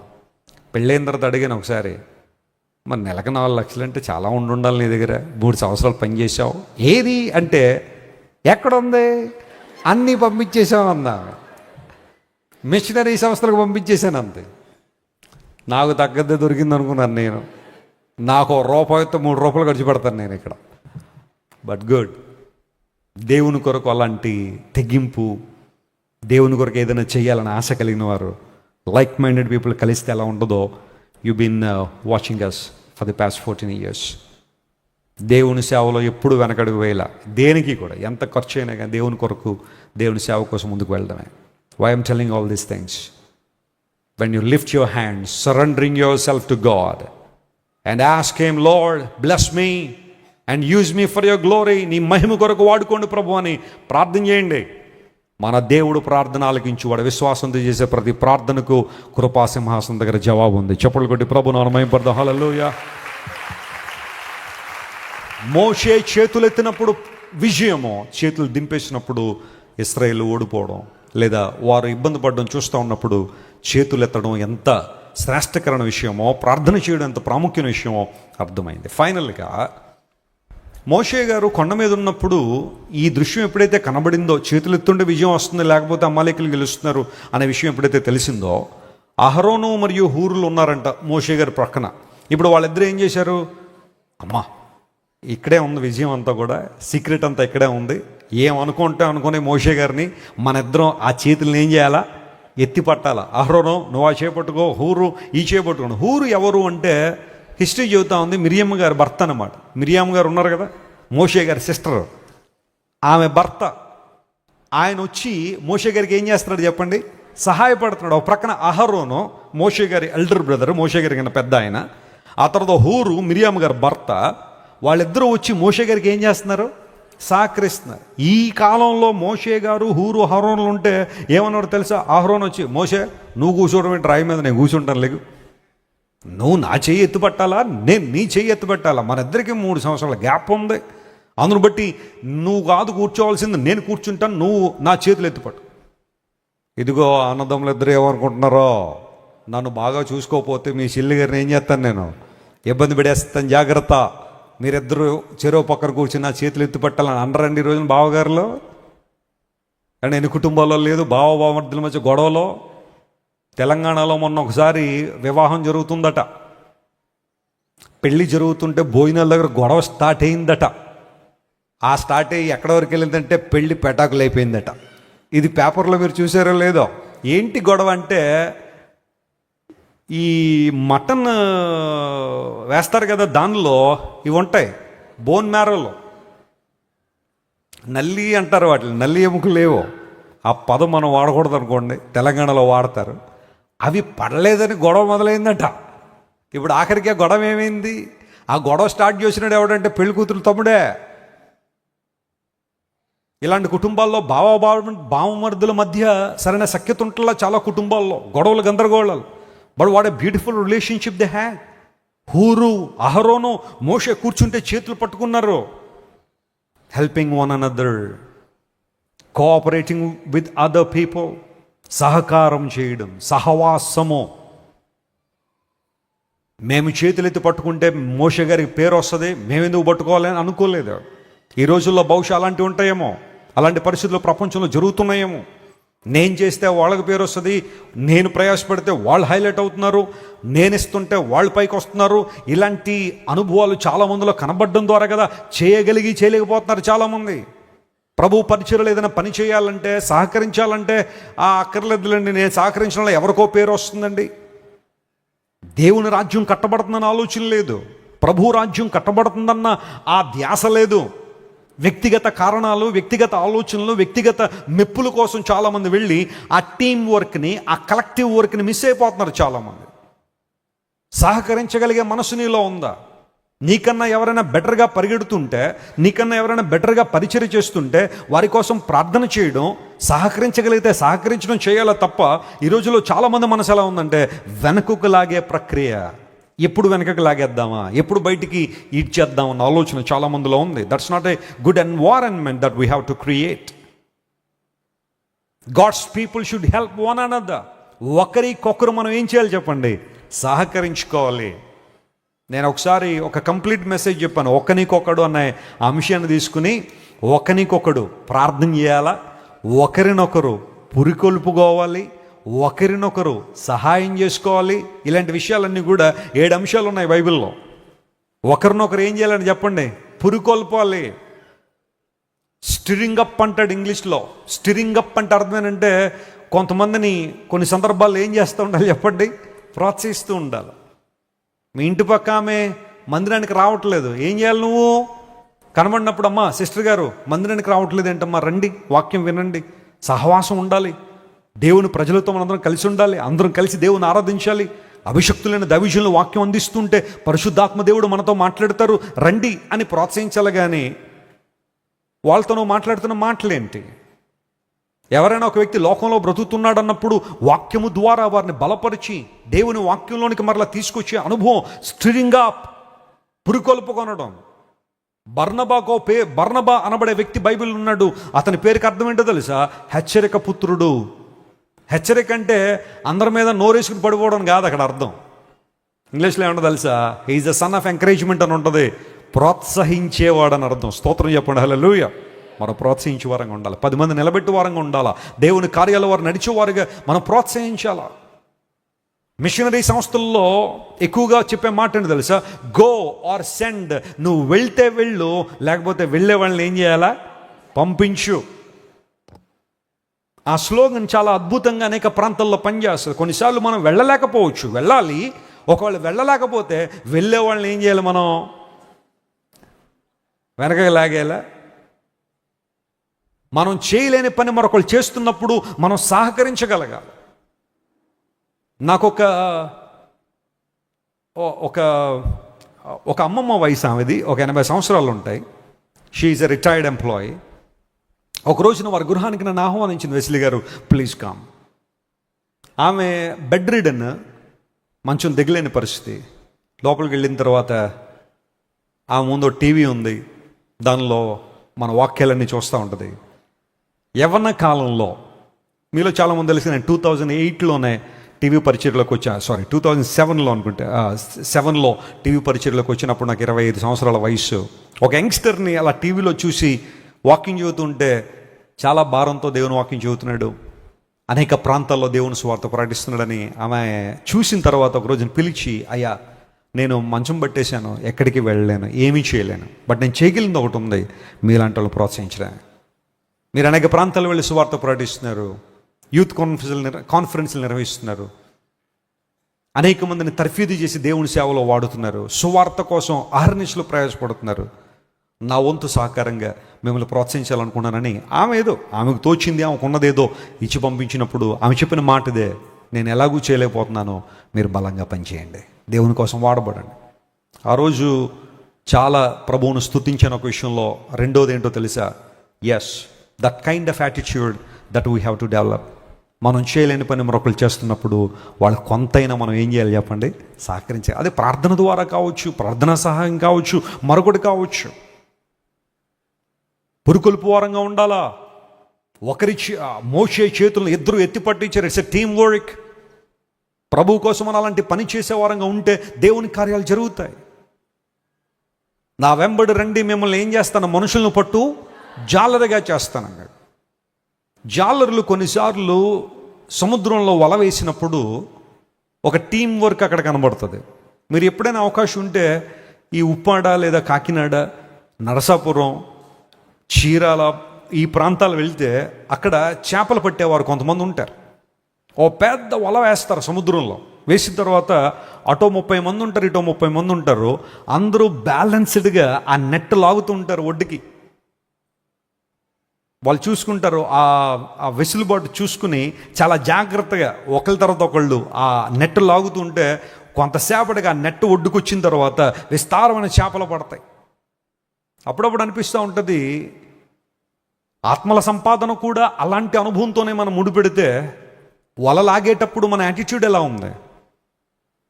కొంతమంది ఏమో అట్లా అవుతుంటే కొంతమంది అట్లాగేసి ఆఖరికి చేపల సగత అలా పెట్టాడు, వల చిగిరిపోతుంది. ఇక్కడ ఎన్నో పరిచర్యలు అలాగే పాడైపోయినాయి. ఎందుకోసం తెలుసా? ఎవరి విధానాలు వాళ్ళవే, ఎవరి ఆలోచనలు వాళ్ళవే. ఒక నిబద్ధత లేదు, ప్రార్థన లేదు, వాక్యానికి కట్టుబడి అనుభవాలు లేవు. ఈరోజు ఎన్నో సంఘాలు దర్శనాలు కోల్పోవడానికి కారణం ఏంటో తెలుసా? పోలీసులు లేకుండా ఆరాధన జరగట్లేదు సంఘాల దగ్గర. పోలీసులు లేకుండా ఆరాధన అంటే ట్రాఫిక్ కంట్రోల్ చేయడానికి పోలీసులు ఉండటం వేరు. పోలీసులు లేకపోతే కుదరదు సార్, అసలు మాకు ఆరాధనే జరగట్లేదు, లోపల తన్నేసుకుంటున్నారండి అని పోలీసు సెక్యూరిటీ పెట్టుకున్న ఆరాధనలో సిగ్గు కాదండి? ఆస్తుల కోసం దెబ్బలాట్లు, ఉన్న స్థలాలు లీజుల కోసం లీజులు ఇచ్చేసి కొన్ని సంస్థల్లో కోట్లు గడించేసి సైలెంట్గా అవన్నీ కూడా ఇష్టానుసారం వాడేసుకోవడం. మనలాంటి సేవల్లో ల్యాండ్ ఎక్కడ దొరుకుతుందా, దొరికితే ఏదన్నా ప్రభు కోసం వాడదామని మనం చూస్తూ ఉంటే కొన్ని చోట్ల ఉన్నవన్నీ అమ్మేసుకుని కోట్లు కూడగట్టుకునే పరిస్థితుల వల్లనే కదా అవమానం దేవునికి. లేఖనాలు సెలవిస్తున్నాయి, support one another, encourage one another, pray for one another, stir up one another, and that way you will build the kingdom of God. ఆ విధానంలో దేవుని రాజ్యాన్ని కడతావు. మోషే చేతులు పైకెత్తగానే హూరు అహరోన్లు వచ్చేసి, yes what we can do we will do, మేము చేయగలిగింది మేము చేస్తాం. దైవజనుడు నువ్వు ధైర్యంగా కూర్చో. ఉదయం నుండి సాయంకాలం దాకా మోషే గారి చేతులు వీళ్ళిద్దరూ పట్టుకున్నారు కాబట్టి ఆయన చేతులు బాగానే ఉన్నాయి. మరి వీళ్ళ చేతులు ఎవరు పట్టుకోవాలి? కాశారు, బలంగా కాశారు వీళ్ళు. నువ్వు కాయగలవా? అలాగా సేవకుల కోసం అలా ప్రార్థన చేయగలవా? సహకరించగలవా? దేవుని కార్యాల కోసం వాడబడగలవా? Use your talent, time, treasure for building God's work. దేవుని పని కోసం వాడదా.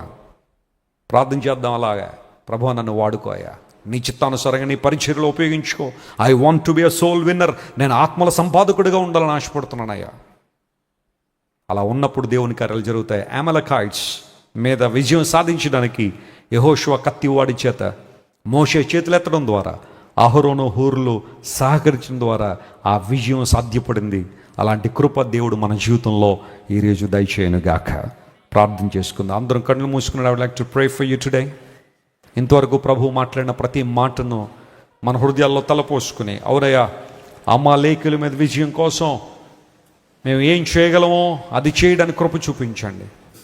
నేను చేతులెత్తుట సాయంకాల నైవేద్యం వలె నీకు అంగీకారం అగునుగాకని దైవజనుడు ప్రార్థించినట్టుగా నా ప్రార్థన ధూపం వల్లే ప్రభువా నీ సన్నిధికి చేరుకోవాలి అని దేవుని సన్నిధిలో దైవజనుడు అడిగినట్టుగా ఈరోజు మనం కూడా అలాంటి ప్రార్థన ఆత్మ కొరకు ప్రార్థన చేద్దామా? I would like to pray for you. మీకోసం నేను ప్రార్థన చేస్తాను. ప్రార్థన ఆత్మ కొరకు దేవుని సన్నిధిలో గోచాడండి. మోషే చేతులు ఎత్తినప్పుడు విజయం. అమ్మా నువ్వు చేతులు ఎత్తడం ద్వారా నీ కుటుంబానికి విజయం. అయ్యా నువ్వు చేతులు ఎత్తడం ద్వారా నీ కుటుంబానికి విజయం. నీ బిడ్డలు కొన్నిసార్లు భయంకరమైన పరిస్థితులు ఇరుకుపోవడానికి బహుశా కారణం నీ ప్రార్థనలు ఏమో. ఎత్తో నీ చేతులు ఎత్తే రోజు దేవుని సన్నిధిలో ప్రార్థన చేయి. అహరోను మరియు హూరులు మోషే కంటే పెద్ద వయస్కులైనప్పటికీ మోషే చేస్తున్న పనిని చూసి సహకరిద్దామని నిర్ణయించి వారు సహకరించారు. What a great heart. We see unity, fellowship, helping one another. ఒకరికొకరు సహాయపడడం, సహవాసం అక్కడ మనం చూస్తున్నాం. అలాంటి అనుభవాలు మనం ఎదుగుదామా? డి మేజర్ అందరం ప్రభు వైపు మనం చూద్దాం. ఆత్మీయ వరములతో నాకు అభిషేకం చేయుమయా. ఆత్మ వరములతో నాకు అభిషేకం చేయుమయా. జీవనదిని నా హృదయ. అందరూ లేచి నిలబడి, ఒకసారి లేచి నిలబడి అందరూ ప్రార్థన చేద్దాం. ఒక్క నిమిషం చేతులు పైకెత్తండి, అందరూ చేతులు పైకెత్తండి. జీవనదిని యేసయ్యా, పరిశుద్ధాత్ముడా, ఈరోజు నన్ను తాకండి నాయన. నా చేతులు ఎత్తడం నీకు అంగీకారం అవ్వాలి ప్రభు. సాయంకాలం నైవేద్యం వల్ల జీవనదిని నా హృదయములో ప్రవహింప చేయుమయా. బలహీన సమయములో నీ వరము ప్రసాదించుము ప్రభువా. అమాలేకులు నా మీద దాడి చేస్తారయ్యా. ఆత్మీయ పోరాటంలో చాలా సార్లు ఓడిపోతున్నా, నన్ను క్షమించిన ఈరోజు నాకు బలం కావాలయ్యా. జీవనదిని నా హృదయములో ప్రవహింపచేయుమయా. ప్రతి ఒక్కరు జీవనదిని నా హృదయములో ప్రవహింపచేయు. చేతులు పైకెత్తుదాం అందరూ, ప్రతి ఒక్క రెండు చేతులు చాపు. హల్లెలూయా హల్లెలూయా ఆమేన్. హల్లెలూయా హల్లెలూయా హల్లెలూయా హల్లెలూయా ఆమేన్. హల్లెలూయా హల్లెలూయా హల్లెలూయా హల్లెలూయా హల్లెలూయా హల్లెలూయా. ప్రతి ఒక్కరు హల్లెలూయా హల్లెలూయా హల్లెలూయా హల్లెలూయా.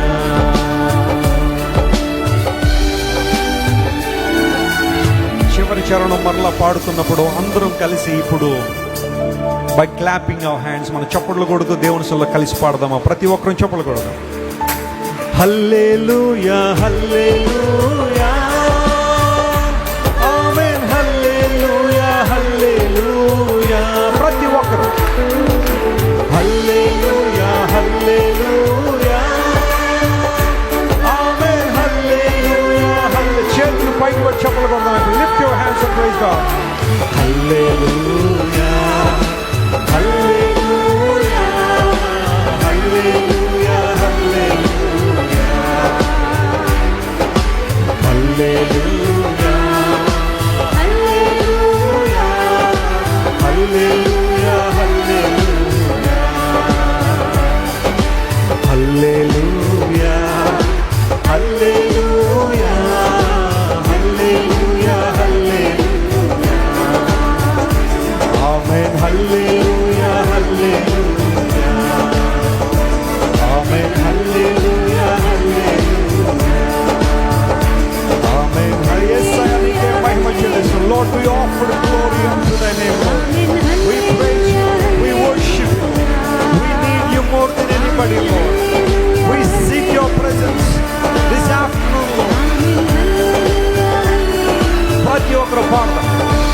ఆమేన్. హల్లెలూయా హల్లెలూయా ఆమేన్. హల్లెలూయా హల్లెలూయా. పరిశుద్ధాత్ముడా నీ బలంతో ప్రతి ఒక్కరు నేను చేతులు ఎత్తడం నీకు అంగీకారం అవ్వాలి. మా ప్రార్థన దూపం వల్ల నీ సన్నిధికి రావాలి. Help us to come closer to you, Lord. ప్రతి ఒక్కరు పాడతాం. ఆమేన్. హల్లెలూయా హల్లెలూయా ఆమేన్. హల్లెలూయా హల్లెలూయా ఆమేన్. హల్లెలూయా హల్లెలూయా. Lord, we thank you, Lord. We worship you.